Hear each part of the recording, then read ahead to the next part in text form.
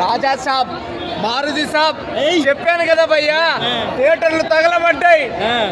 ముగ్గురు హీరోయిన్లతో రొమాన్స్ అన్న ఊచ కోత మామూలుగా లేదు. చింపి ఆరదగిన లోపల ఇది కదా సినిమా అంటే.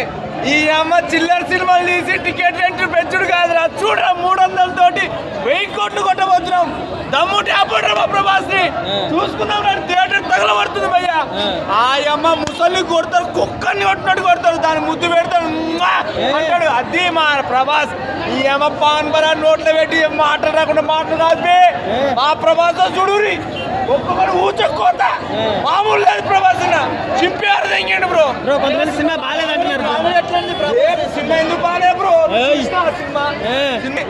సినిమా చూడరాదు బాగాలేదు అన్న. లాస్ట్ లో పట్టుకుంటే పెద్ద రాడు, ఆ రాడు ఎట్టి లోపలికి అట్లా ఉంటే ప్రభాస్ అన్న మామూలుగా లేదు నిజంగా.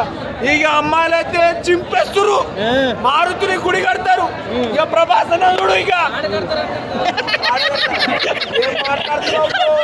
మాట్లాడుతూ మనోడు మన పార్టీ కాదు, వేరే పార్టీ అంటే సినిమా. మారుతికి పాడినా గుడి ఫైనల్ గా మారుతికి గుడి కడతారా పాట కడతారా? గుడి కడతారు. మారుతి చెప్పాను కదా బ్రో, మారుతి సాబ్ రాజా సాబ్ మారుతి సాబ్ సూపర్ బ్లాక్ బస్టర్. ఫ్లాప్ అయిన సినిమాని 500 కోట్లు కొడతాయి.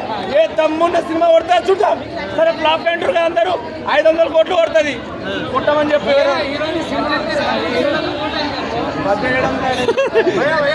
ఇలా తిప్పి ఇలా కుడతాడు పోయి అక్కడ ఒక్కటే సీన్ ఒక టికెట్ మొత్తం పెట్టేది ఒకటే పోయా. సినిమాకి హరప్ సినిమా అంటాం కాబట్టి కాంచనా మసూదా అండ్ ఈ సినిమాని ఏమి పైన పోయా. రాజాసాబ్ కన్నడ సినిమా అందరూ భయపడతారు.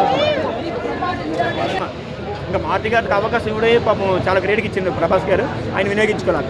ఎవరికైనా ఒకసారి ఛాన్స్ ఇస్తారు, రెండోసారి ఛాన్స్ ఎవరు ఎవరైనా అలాంటి ఒక్కసారి ఛాన్స్ వచ్చినప్పుడు వినియోగించుకోవాలి మారుతి గారు. మరి సినిమాకి ముగ్గురు హీరోలు అవసరమా? ముగ్గురు హీరో అవసరం లేదు అసలు. ఎందుకు పెట్టింది కూడా తెలియదు అసలు. ముగ్గురు హీరో ప్రభాస్ గారికి ఒక హీరోయిన్ చాలు. పర్ఫెక్ట్ హీరోని పెట్టండి చాలు.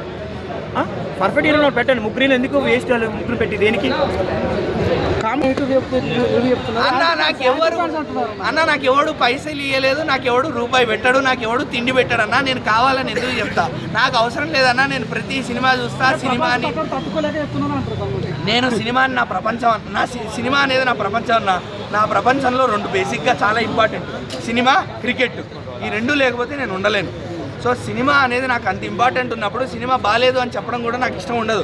కానీ బాగాలేదని చెప్పాల్సి వస్తుందంటే మీరు అర్థం చేసుకోండి ఎంత డిసప్పాయింట్ ఫీల్ అయ్యాము. నాకు నవ్వుకుంటాం ట్రోల్ చేసినా కూడా. ఇందులో హాయిగా నవ్వుకోవడం అనేది లేకుంటే ట్రై చేసినట్టు అనిపించింది. ఇప్పుడు అనిల్ రావిపూడి గారు ఉన్నారు, అందరూ క్రింజ్ క్రింజ్ క్రింజ్ క్రింజ్ అని ట్రోల్ చేస్తారు. వెంకటేష్